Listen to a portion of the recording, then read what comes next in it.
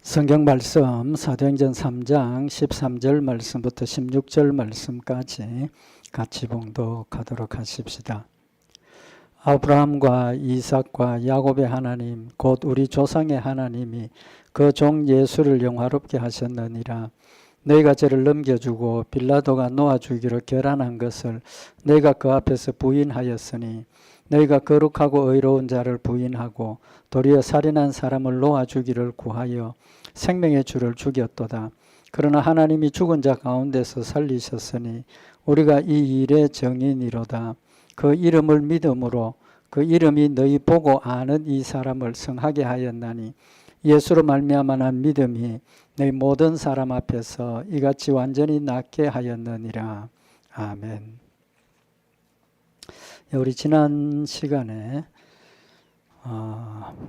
성전 미문에 앉아있던 안전뱅이를 하나님의 능력의 역사를 일어나게 하고 또 그것이 시초가 되어서 사람들이 솔로몬의 행각에 모이게 되고 그 모인 그곳에서 베드로를 사람들이 주목하고 능력을 행한 그 모습을 보고 주목하고 돌아보는 것을 통해서 베드로가 이 일에 일어난 이유 또 일어난 원인 또 누가 했는가 뭐 이런 구체적인 것들을 전하게 되는 내용을 우리가 상고를 했습니다. 그래서 12절에 베드로가 이것을 보고 백성에게 말하되 이스라엘 사람들아 이 일을 왜 기이 여기느냐 우리 개인의 권능과 경건으로 이 사람을 걷게 한 것처럼 왜 우리를 주목하느냐. 내가 한 게 아니라는 거죠. 그죠? 처음에 사람들이 다 베드로가 한 것으로 알고 이제 이렇게 모여서 있는 그 상황에서 처음에는 이것이 우리가 한 것 아니다. 그러면서 13절에 아브라함과 이삭과 야곱의 하나님 곧 우리 조상의 하나님이라고 시작을 하고 있습니다. 그래서 이 일의 근본 하시는 분이 하나님이시라는 것 밝히면서 그 하나님이 아브라함과 이삭과 야곱의 하나님 우리 조상의 하나님이라는 그 호칭이 하나님의 신실하심 또 하나님이 약속하신 약속의 하나님 이제 그런 중요한 의미를 교훈하는 것이라는 사실을 상고를 했습니다. 그래서 아브라함과 이삭과 야곱의 하나님은 아브라함과 이삭과 야곱에게 약속하셨던 하나님이시고 그 약속을 제대로 실천하시는 하나님, 신실하신 하나님이심을 지금 의미를 했습니다. 그래서 곧 우리 조상의 하나님이 그 종 예수를 영화롭게 하셨느니라. 지금 베드로가 설교를 하면서 첫 번째 내용이 이 일을 행한 사람이 하나님이시고 그가 일어나서 걷게 된 것의 중요한 의미가 하나님의 구속의 사역임을 증거를 하고 있습니다. 그래서 오늘 그 종 예수를 영화롭게 하셨다 라는 이 말씀 우리 상고를 하도록 하십시다. 여기 베드로가 그 종 예수를 영화롭게 하셨느니라 라고 하는 이 말의 표현은 예수님의 그 사역, 예수님의 사역에 대한 지금 죽으심에 대한 것을 축약적으로 그 의미가 뭐냐 하는 것을 지금 밝히고 있는 거죠. 지금 입장을 바꿔서 지금 이스라엘 그 종교적인 지도자들이나 예수님을 죽이라고 했던 그 이스라엘 사람들 입장에서 보면 지금도 예수님이 부활하셨다는 걸 믿습니까? 안 믿습니까? 안 믿죠. 그죠? 또 아는 사람도 있겠지만 모르는 사람도 많을 거라는 거죠. 그래서 지금 이 베드로가 하는 이야기가 그 종 예수를 영광스럽게 하셨다. 영화롭게 했다라고 표현을 해서 예수님 너희는 죽였지만 너희가 죽였다고 생각을 하고 죽으셨다고 생각을 하고 너희는 승리감에 도취되어 있고 너희가 뭐 잘한 것처럼 지금 그런 상황에 빠져 있는 그들에게 예수님의 부활하심을 지금 증거를 하는데 부활하셨다는 그 의미를 그냥 예수님을 부활시켰다. 예수님 부활하셨다. 그렇게 표현을 안 하고 그 부활하심의 의미가 하나님께서 예수님을 영화롭게 하신 것이다 라고 표현을 하고 있는 겁니다. 그래서 예수님의 죽으심과 또 예수님의 부활하심을 지금 총체적으로 한마디로 하나님의 구속의 역사의 완성이라는 것을 지금 이야기를 하고 있는 겁니다. 그래서 앞에서 아브라함, 이삭, 야곱의 하나님, 그것은 하나님께서 아브라함에게 약속하신 게 뭐라고 그랬습니까? 복음이라 그랬죠. 복음이고, 이삭, 야곱에게 주신 그 약속이 역시 복음이고, 또 이스라엘 백성들 모두에게 주신 그 약속이 복음이라는 사실을 다시 한번 확인을 시키고, 예수님이 죽으시고 부활하심으로 하나님께서 아브라함과 또 이삭, 또 이스라엘 백성들에게 약속하신 그 약속을 이루셨다는 걸 지금 이야기를 하는 겁니다. 예수님이 그 십자가에 못 박혀 죽으시고 부활하심으로 예수를 믿음으로 구원받는 그 축복이 이루어졌다. 그래서 영광스럽게 했다라는 표현을 하고 있는 겁니다. 근데 예수님이 십자가에 죽으심을 좀 더 구체적으로 설명을 하기 위해서 오늘 여기 베드로가 예수님을 뭐라고 호칭을 합니까? 그 종 예수를 영화롭게 하셨다.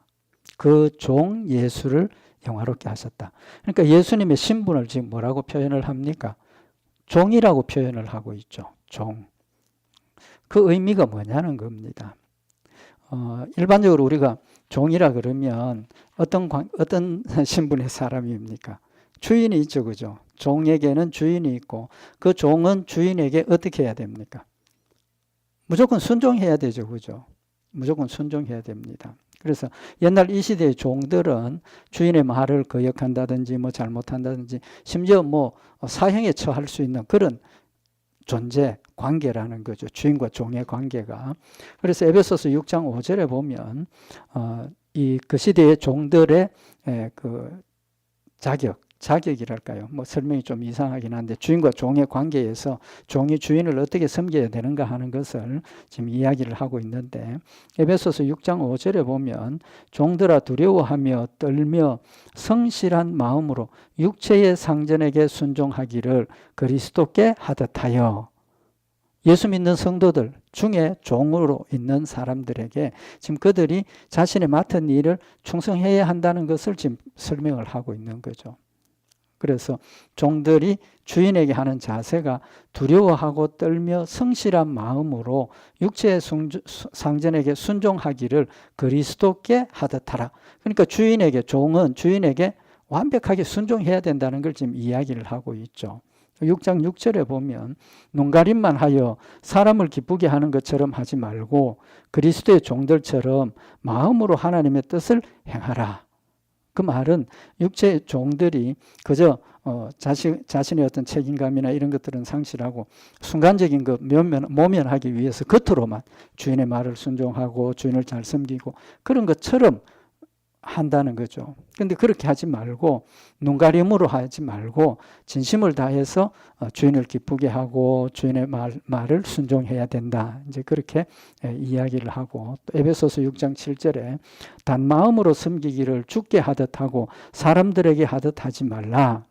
그러니까 육신의 세상의 주인을 섬기는데도 단마음, 한 마음을 가지고 이중적인 마음 가지지 말고 성실하고 충성스러운 한 마음을 가지고 하나님을 섬기듯이 주인을 섬기라라고 이야기를 하고 있는 거죠.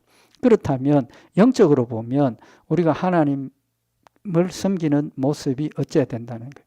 하나님과 우리의 관계가 뭡니까? 우리도 영적으로 보면 우리는 하나님의 종이지 않습니까? 하나님의 종이라고. 그러면 내가 하나님의 종으로 하나님을 섬기는 자세가 하나님을 경외하라 그랬단 말이죠. 하나님을 경외하라. 여기 두려워하고 떨라라고 이야기하는 것은 우리가 하나님을 항상 경외하는 마음을 가져야 된다. 하나님을 두려워해야 된다는 거죠.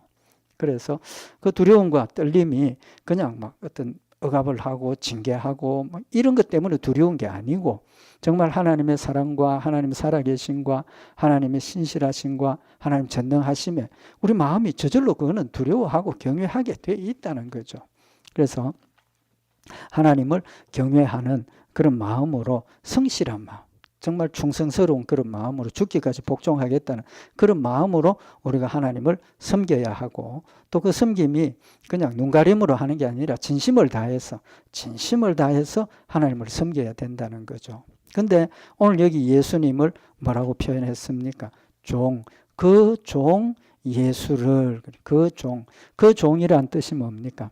하나님의 종이라는 거죠. 예수님의 신분이 이 땅 인간으로 오신 것이 그냥 오신 게 아니고 종의 신분으로 오셨다는 겁니다. 종의 신분으로. 그래서 예수님께서 이 땅에 오셔서 종의 신분으로 오셔서 종으로서의 책임을 어떻게 하셨습니까? 완벽하게 다 감당을 했죠. 죽기까지 하나님께서 예수님에게 주신 사명을 죽기까지 순종을 하고 감당을 했다는 거죠. 완벽한 종의 모습을 보여주신 거라는 겁니다. 그래서 빌립보 2장 7절에 보면 오히려 자기를 비워 종의 형체를 가져 사람들과 같이 되었고, 예수님 오신 그것을 자기를 비워, 그러니까 하나님이라는 그 자리를 비워버리고 종의 형체를 가졌다. 종으로서 이 땅에 내려오셨다는 겁니다. 그래서 이스라엘 사람들에게 예수님이 오셔서 죽으신 것은 종으로서 하나님 주신 사명을 감당하기 위해서, 종의 사명을 완벽하게 감당하기 위해서 죽었다는 걸 지금 이야기를 하는 거죠. 입장을 바꿔놓고 생각을 해보면 지금 예수님을 십자가에 못 박아 죽였던 그 사람들은 어떤 마음이겠습니까? 자신들이 승리했다고 생각을 하겠죠. 온 이스라엘 백성들이 쫓아가고 왕으로 모시려고 하고 이런 예수를 잡아서 십자가에 못 박아 죽였으니까 자기들은 승리했다라고 생각을 하고 있는 그런 상황일 수도 있다는 거죠. 그는 그들에게 너희가 죽였지만 예수님은 종으로 오셨기 때문에 죽으셨어야 하고, 또 그것을 완벽하게 받아들여서 죽으셨다라는 의미를 지금 이야기를 하고 있는 거죠. 그래서 예수님의 사역이 죽으심이고 또 종으로서, 성실하고 충성된 종으로서 죽기까지 사명을 감당하셨다는 사실을 지금 밝히고 있는 거죠. 그러면 그 종 예수를 영화롭게 하셨다, 하나님께서 영화롭게 하셨다 하는 이 뜻은 예수님의 부활하심의 의미를 지금 밝히는 거죠. 본인 스스로는 종으로 오셔서 죽기까지 자기를 낮춰서 종으로 죽으셨지만 하나님께서 그를 영화롭게 하셨다.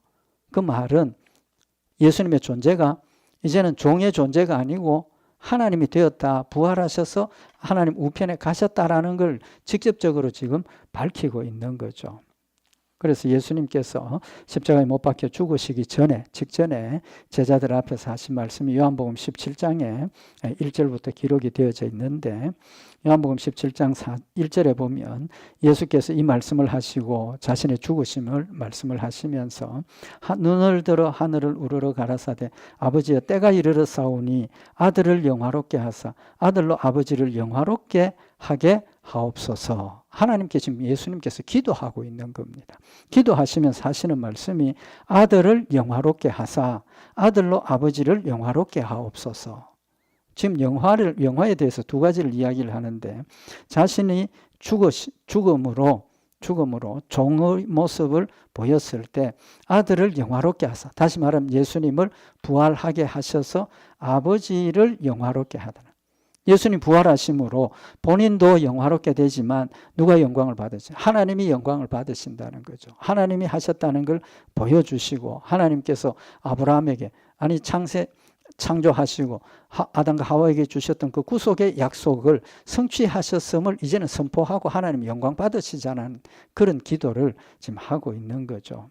그래서 요한복음 17장 4절에 보면 아버지께서 내게 하라고 주신 일을 내가 이루어 죽기까지 순종했다는 거죠. 충성했다는 겁니다. 아버지를 이 세상에서 영화롭게 하였사오니, 자신의 죽으심이 아버지를 영화롭게 하는 일이라는 겁니다. 인간적으로 보면, 그들이 보면 내가 하나님의 아들이라고 막 다니는 그 예수님을 잡아서 십자가에 죽였으니까 자기들이 성공하고 자기들이 성취한 것처럼 보였지만, 예수님의 죽으심과 부활하심으로 하나님께서 하신 일을 드러내고 이제 만방의 사람들에게 하나님이 신실하신 하나님이시고 이후로는 예수를 믿음으로 구원받는 축복이 우리에게 이루어졌다는 것을 선포하셔서 하나님을 영화롭게 하는 열매가 된다는 겁니다.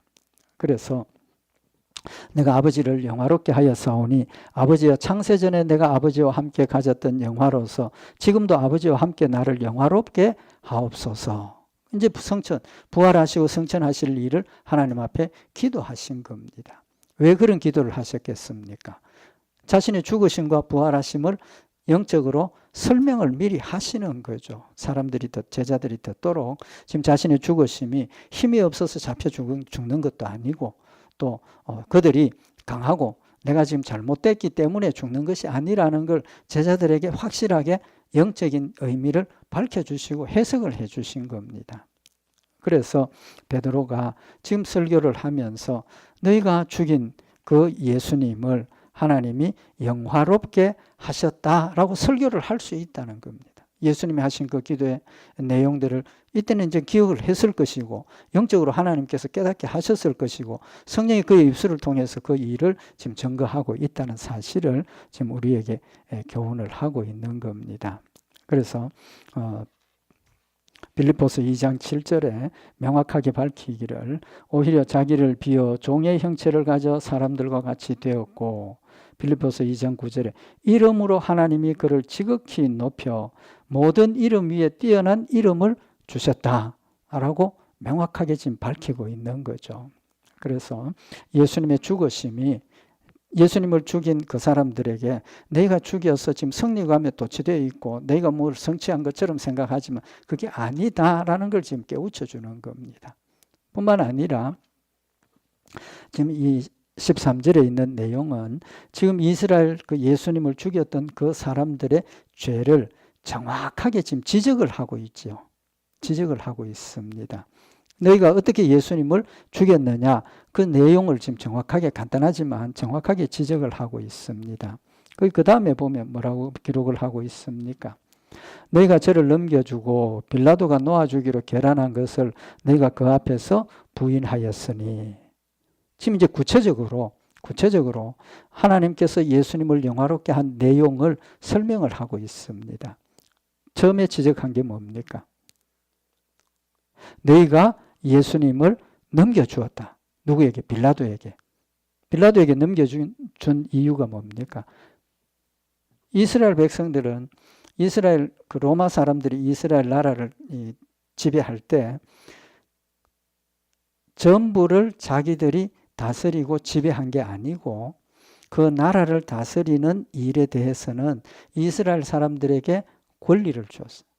그러니까 나라의 치안이라든지 뭐 이런 것들, 뭐 강도 사건 뭐 이런 것들은 이스라엘 나라에서 지도자들이 그 재판을 하고 결정을 하도록 넘겨주었어요. 그렇기 때문에 이 사람들이 지금 예수님을 잡기는 잡았는데 다른 벌은 다 줄 수 있어요. 감옥에 보내고 뭐 태형을 하고 뭐 때리고 이런 건 할 수 있는데 뭐를 할 수 없습니까? 한 가지 못하게 한 게 있는데 사형 집행은 못하게 했다는 거예요. 사형을 못하게 했어요. 그래서 그들이 목적은 예수님을 십자가에 못 박아 죽여야 되는데 자기들에게는 다른 거는 다 벌 줄 수 있는 권한이 있는데 사형을 집행할 권한이 없다는 겁니다. 그래서 그들이 어떻게 합니까? 예수님을 잡아가지고 빌라도에게 보내는 거죠. 보내가지고 이 사람 사형에 처할 죄를 범했으니까 사형에 처해 주시오. 이제 그렇게 된 거죠.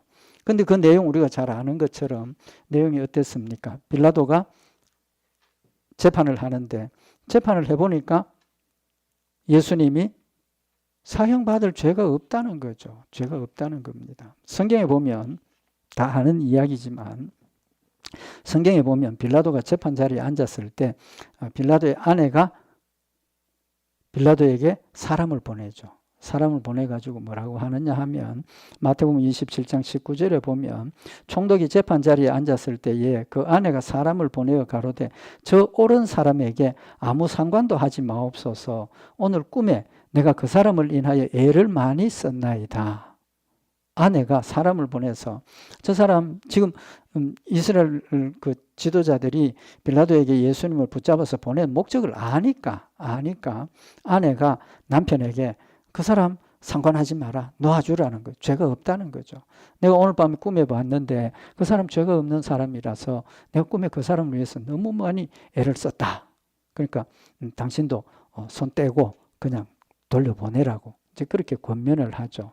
그 다음에 그것만 있었는 것도 아니고 빌라도가 예수님을 신문을 해보니까 예수님에게 죄가 있습니까? 없습니까? 죄가 없는 거예요. 아무런 죄가 없어. 그래서 빌라도가 예수님을 놓아주려고 노력을 하죠. 그래서 누가복음 23장 22절에 보면 23장에 보면 빌라도가 이스라엘 그 지도자들에게 이 사람 뭐 내가 보니까 잘못한 일이 없다, 악한 일이 없다. 내가 그 사람을 때려서 놓겠다. 내가 붙잡아 왔으니까 죄가 있다 하니까 그럼 내가 벌로 매를 때리고 놓아주겠다. 그러니까 이스라엘 지도자들이 어떻게 합니까? 아니다. 놓아주면 안 된다. 놓아주면 안 된다. 이제 그래도 놓아주려고 노력을 했죠. 뭐라고 노력을 합니까? 빌라도가 바나바하고 예수님하고 둘이 놓고 이 사람은 흉악한 강도요 정말 백성들이 두려워하고 벌을 줘야 되는 그런 사람과 예수님을 놓고 이 두 사람 중에 누구를 놓아주기를 원하느냐? 그럼 상식적으로 누구를 택해야 됩니까? 죄가 없는 예수님 놓아주라고 해야 되는데 이 사람들이 빌라도를 공격을 하죠. 이 사람 놓아주라고, 바나바 놓아주라고. 그래서 빌라도가 노력하다가 포기를 하게 되는 거죠. 그러면서 심지어는 빌라도가 예수님을 놓아주겠다 했을 때 유대인들이 십자가에 죽이라고 요구를 하면서 어느 정도로 요구를 하느냐 하면 밀란이 날 정도로 사람들이 그냥 막 폭동이 일어날 정도로 그렇게 요구를 하니까 빌라도가 할 수 없어서 예수님을 놓아주게 되죠. 놓아주는데 그때 보면 심지어 이제 이스라엘 사람들이 요한복음 19장 12절에 보면 빌라도가 예수를 놓으려고 힘썼으나 유대인들이 소리질러 가로되 이 사람을 놓으면 가이사의 충신이 아니니이다. 무려 자기를 왕이라 하는 자는 가이사를 반역하는 것이니이다. 맞는 말이죠. 그죠? 지금 나라가 가이사가 지금 로마가 다스리고 있는데 예수님이 내가 왕이다 그랬으니까 로마 왕에게 반역하는 그럼 당신이 그런 사람 놓아주면 가이사의 충신이 아니다. 이제 그렇게까지 협박을 하고 가이사를 반역하는 것이다 라고 하고 사람들이 너무 압박을 하니까 할 수 없어서 빌라도가 예수님을 십자가에 못 박혀 넘겨주죠.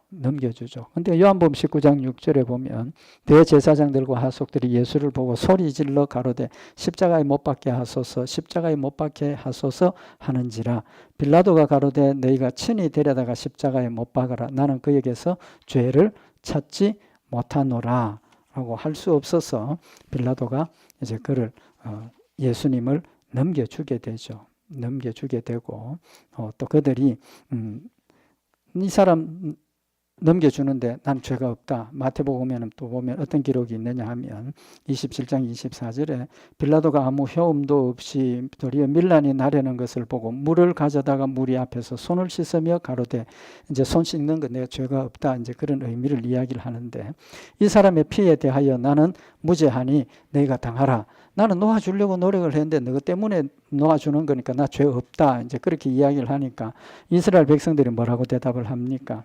마태복음 27장 25절에 보면 백성이 다 대답하여 가로되 그 피를 우리와 우리 자손에게 돌릴지어다. 얼마나 이 무서운 이야기입니까? 그 죄를 우리 시대만 담당을 하겠다 정도가 아니라 우리 자자손손 그 죄를 담당하겠다. 실제로 그렇게 되었죠. 지금 이스라엘 나라가 너무나 그런 모습을 지금 보이고 있는 거 아닙니까?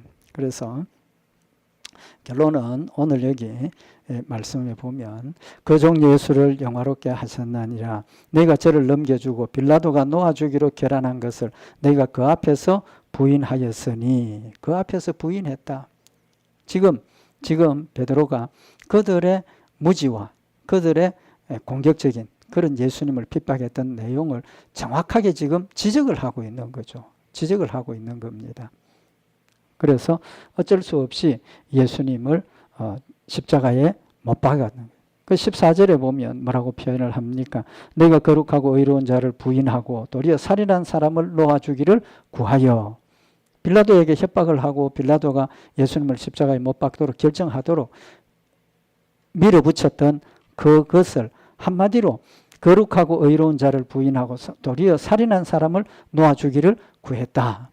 지금 이 종교적인 지도자들, 대제사장들, 서기관들, 바리새인들 이런 사람들을 향해서 또 거기에 동조를 하고 막 예수님 죽이라고 했던 그 이스라엘 백성들을 향해서 그들의 죄를 정확하게 지금 지적을 하고 있는 겁니다. 그래서 너희가 거룩하고 의로운 자를 부인하고 예수님 죄 없는 분이다. 죄 없는 분이에요. 거룩하고 의로운 자다. 또 도리어 살인한 사람을 놓아주기를 구하였다. 그래서 빌라도와 헤롯이 흉악한 바라바 놓아주고 예수님을 십자가에 못 박도록 그들이 공격하고 요구하고 했다는 거죠. 그래서 그들이 너희가 거룩하고 의로운 자를 부인하고 도리어 살인한 사람을 놓아주기를 요구했다라고 지금 그들의 죄를 정확하게 지적을 하고 있는 겁니다. 그 다음에 15절에 보면 생명의 주를 죽였도다. 예수님을 종이라 그랬는데 그의 종, 하나님의 종이라 그랬는데 여기 15절에는 생명의 주를 죽였다. 예수님 생명의 주를 죽였다는 겁니다. 그러나 하나님이 죽은 자 가운데서 살리셨으니 우리가 이 일의 정인이로라. 지금 베드로가 하는 이야기가 너희가 그렇게 협박을 하고 밀어붙여서 죽도록 만들었던 그 하나님, 그 예수님을 영광스럽게 하신 분이 누구라는 겁니까? 하나님이 죽은 자 가운데서 살리셨으니 하나님께서 부활하게 하셨고 하나님 우편에 앉히셨다는 겁니다. 영원히 죽어야 할 죄인인 바라바를 오히려 살려주고 생명의 주를 죽인 그 죄를 지금 정확하게 지금 지적을 하고 있는 거죠. 그러면서 우리가 그 일의 정인이다 라고 고백을 하고 있는 겁니다. 하나님께서 고린도후서 1장 13장 4절에 보면 그리스도께서 약하심으로 십자가에 못 박히셨으나 오직 하나님의 능력으로 살으셨으니 예수님 잡혀서 죽으셨지만 연약해 보였지만 약함이 아니고 하나님의 능력으로 오히려 부활하게 되는 그런 예수님의 능력을 지금 증거를 하고 있는 거죠. 그래서 생명의 주를 죽였다. 이 지금 유대인들의 죄가 생명의 주를 죽인 거예요. 죄인을 죽인 거면 상관없는 거죠. 벌 준 거니까. 그렇지만 생명의 주를 죽였다라고 정확하게 그들에게 그들의 죄를 지금 지적하고 있는 겁니다. 그렇지만 하나님이 죽은 자 가운데서 살리셨으니 예수님 부활하게 하셨다는 겁니다. 그래서 지금 베드로의 입을 통해서 유대인들이 죽였던 그 예수님, 인간적으로 보면 죽었지만 하나님은 약속하신 신실하신 하나님이시기 때문에 예수님을 부활하게 하셨고 살리셨다라는 사실을 지금 명확하게 밝히면서 우리가 이 일의 정인이다. 우리가 이 일의 정인이다. 정인이라고 할 수 있습니까? 없습니까? 정인의 자격을 다 갖추었죠. 왜? 직접 보고 듣고 배우고 또 죽은 예수님 봤고 부활하신 예수님을 만났고 그러니까 그들이 정인이라고 확실하게 지금 밝히고 있는 겁니다. 그래서 지금 예수님께서 부활하셨음을 베드로가 지금 증거를 하면서 그 증거의 근거가 뭡니까? 나면서부터 안진병이 되었던 자가 일어나서 걷고 뛰고 하나님께 찬양한 그 일이 예수님, 죽으신 예수님이 하나님의 아들이셨다는 걸 증거하는 그런 열매가 된다는 거죠. 그러면 베드로가 지금 예수님의 부활을 그냥 예수님 너희가 죽였지만 예수님 부활하셨다. 그렇게 이야기할 수도 있는 거고 예수님 부활하셨고 예수님 부활하셨기 때문에 이를 이렇게 세우고 걷게 하셨다. 그렇게 할 수도 있는데 이 내용은 좀 전에 말씀드린 것처럼 지금 유대인들이 지도자들이 예수님을 죽인 그 죄를 간단하지만 아주 구체적으로 지적을 하고 있는 겁니다. 그렇죠, 그죠? 지적을 하고 있는 거예요. 이유가 뭐겠습니까? 그 이유는 하나님이 우리의 죄를 정확하게 우리의 죄가 아니고 내 죄를 정확하게 지적을 하시는 겁니다. 지적을 하시죠. 모든 사람들에게 너 죄가 이렇다. 너는 이거 죄다. 너는 이걸 회개해야 된다. 지적을 하시는 거예요. 우리 스스로 죄를 깨달을 수가 없는 겁니다. 하나님께서 내 죄를 말씀을 통해서 깨닫게 하시고 또 뭐 기도하는 중에 느끼게 하시고 어떤 방법으로라도 하나님께서 내 죄를 깨닫게 하시는 거예요. 깨닫게 하시는 이유가 뭡니까? 회개하도록 하기 위해서. 회개하도록 하기 위해서. 하나님께서 내 죄를 지적하셔서 나를 부끄럽게 만들고 나는 이 죄인이야 낙심하게 만들고 그게 아니고 하나님께서 우리의 죄를 지적하시고 우리의 죄를 밝혀주시는 것은 하나님 앞에 내가 죄인인 것을 깨달을 때 하나님 택한 백성들은 뭐 하게 됩니까? 내 죄를 인정하고 회개하고 용서받는다는 겁니다. 그래서 다윗이 고백했던 것처럼 용서의 기쁨이 우리 마음속에 충만해지고 또 그 용서의 기쁨이 우리로 하나님의 말씀을 더 열심히 순종하고 하나님을 섬길 수 있도록 역사하는 열매가 된다는 거죠. 그래서 오늘 여기 베드로가 우리가 이 일의 정인이다 라고 선언을 하면서 그들이 했던 그 잘못, 예수님을 십자가에 못 박았던 그 구체적인 책임을 지금 지적하는 것은 그들을 향해서도 하나님이 죄를 깨닫게 하시고 회개하기를 원하신다는 거죠. 그래서 이제 그 부분 뒤에서 이제 더 자세하게 상고를 하도록 하고 지금 베드로 설교를 통해서 이 안전병이 된 사람이 일어나고 걷고 뛰고 하는 그 일을 통해서 유대인들이 죽여서 자신들이 성취감을 가지고 있는 그게 아니고 너희가 거룩한 예수님 하나님의 아들 메시아를 너희가 죽였고 그것도 빌라도가 놓아주려고 노력하는데 너희가 억지로 막 밀어붙여서 죽였다. 얼마나 무서운 죄냐 하는 걸 지금 지적을 하고 있고 그 죄를 지적하는 것은 그들이 죄를 깨닫고 회개하고 하나님 앞에 돌아오기를 원하시는 하나님의 사랑과 은혜가 거기에 담겨 있다라는 사실을 우리 오늘 이 말씀 통해서 다시 한번 기억을 하고 하나님께서 나를 사랑하시기 때문에 내 죄를 늘 깨닫게 하시고 회개하게 하신다는 것. 우리 다시 한번 마음에 새기고 늘 하나님 앞에 자신을 세워서 하나님 앞에 내가 회개해야 될 게 없는가, 내가 하나님을 잘 섬기고 있는가, 하나님과 교제하고 교통하면서 내 모습을 늘 하나님 앞에 내어놓고 내 모습이 그리스도의 모습을 닮아가는 그런 모습이 될 수 있도록 늘 노력하고 또 하나님 앞에 세워지는 우리 복된 열매들이 되기를 바랍니다. 기도드리십시다. 사랑의 하나님 아버지, 저희들 사랑하셔서 예수님 이 땅에 보내시고 우리를 대신해서 십자가에 못 박혀 죽게 하시고 부활하게 하셔서 우리가 예수 그리스도를 믿음으로 구원받고 또 용서받고 하나님 주신 힘으로 주를 섬기게 하셨음을 다시 한번 마음에 새기는 시간이 되게 하시고 성령님 내 가운데 나를 깨닫게 하시고 이렇게 세우실 때 고백하고 또 믿음으로 서서 주를 섬기는 아름다운 믿음의 열매들이 되도록 주님 인도하시옵소서.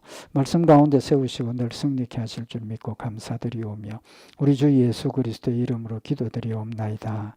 아멘.